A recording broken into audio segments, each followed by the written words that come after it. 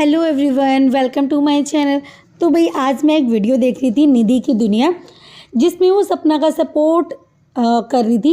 लेकिन उन्होंने कुछ ऐसी बातें बोली हैं जो सच में समझ में ही नहीं आ रही है, समझ से बहुत ज़्यादा बाहर है। उन्होंने बोला कि भाई मैं सपना चौधरी का दुख समझ सकती हूँ कि भाई वो किस दुख से गुज़र रही है, क्योंकि मेरे साथ भी ऐसा ही हुआ था। और मैं सपना का वीडियो देख रही थी तो उसमें कुछ लोग सपना को इतना ज़्यादा गलत बोल रहे हैं, क्योंकि मैं वीडियो देखने से पहले उसके कमेंट्स पढ़ती हूँ। तो मैंने कुछ लोगों के कमेंट्स पढ़े। ऐसा निधि का कहना था कि मैंने सपना की वीडियो के नीचे कमेंट्स पढ़े, तो उसमें कुछ लोग सपना को इतना नेगेटिव बोल रहे थे कि भाई दो पति को खा गई और अब ये अपने सास ससुर से तीसरी शादी करना चाहती है, इसलिए अपने सास ससुर से बना के नहीं रखना चाहती है। और ये चाहती है कि भाई इसके सास ससुर अब इससे दूर हो जाए और फिर ये तीसरी शादी कर ले, इसलिए ये अपने मायके चली गई।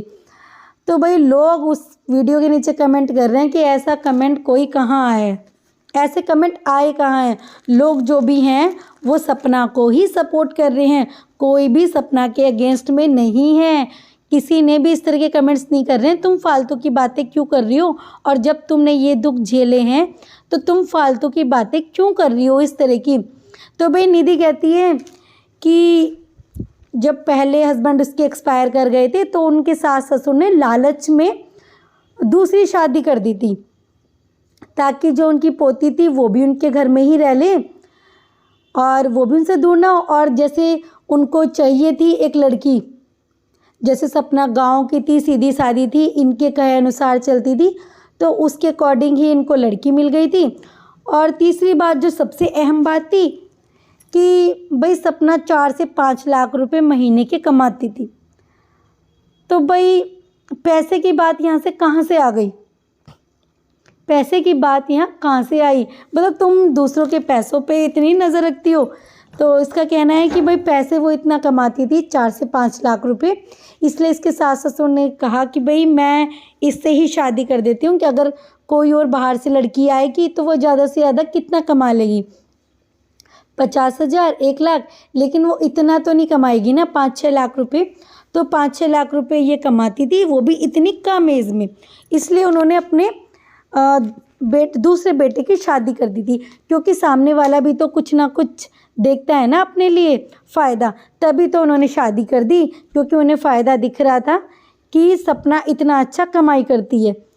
तो भाई पहली बात तो ये कि इस तरह की कोई कमेंट किसी ने सपना के लिए किए ही नहीं। और दूसरी बात, मतलब तुम इतनी चीप सोच रखते हो। उनके दोनों बेटे बहुत अच्छे से कमाते थे।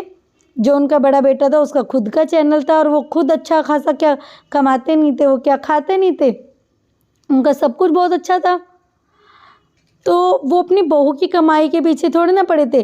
तो मतलब इतनी गलत स्टेटमेंट। फिर ये अपनी कहानी, इनको ये है ना कि मैं अपनी कहानी भी बताऊं कि मेरे तो ससुराल वालों ने मुझे रखा ही नहीं, क्योंकि मेरी तो लव मैरिज थी। मेरे ससुराल वालों ने मुझे एक्सेप्ट ही नहीं करा। और मेरे पास तो बेटा था, सपना के पास तो बेटी थी, मेरे पास तो बेटा था। कहते हैं ना कि लड़के तो वंश होते हैं, वारिस होते हैं। तो मेरे बेटे को भी एक्सेप्ट नहीं करा, मुझे घर से निकाल दिया था, क्योंकि मैं कुछ अर्निंग नहीं करती थी। तो ऐसा हो सकता है कि तुम्हारे ससुराल वालों की, तुम्हारी सोच ऐसी हो, दूसरों की सोच का मतलब तुमने ठेका उठाया क्या? दूसरों की सोच ऐसी नहीं हो सकती। और इसका कहना था कि सपना तो भाई सोने के अंडे देने वाली मुर्गी है। तो मतलब कैसे कैसे स्टेटमेंट कर रही है, मतलब समझ ही नहीं आ रहा है कुछ। अरे ठीक है तुम किसी का सपोर्ट कर रहे हो, लेकिन इस तरीके से जो जनता है उसे मिसगाइड तो मत करो ना कि उनकी सास ससुर ने इस तरीके से किया है। उनके सास ससुर के बारे में भी तो सोचो ना। और अगर कुछ गलतफहमी हुई है तो वो आपस में ठीक कर लेंगे, लेकिन तुम इतनी गलत स्टेटमेंट दे रही हो कि ये तो इसलिए शादी की थी, वैसे भी शादी की थी। चलो जो भी है, उन्होंने शादी की थी, अपना बेटा दिया था, तो तुमसे बता के किया था कि मैं इस तरीके से अर्निंग करती है हमारी बहू, हम उसे बाहर नहीं जाने देना चाहते, इसलिए शादी कर रहे हैं। लोग किस तरीके की बातें कर रहे हो, फिर तुम उसमें ही अपनी बातें बता रही हो। तो हाँ, तुम्हारे लिए ऐसा हो सकता है, पर उस फैमिली के लिए शायद ऐसा नहीं हो सकता।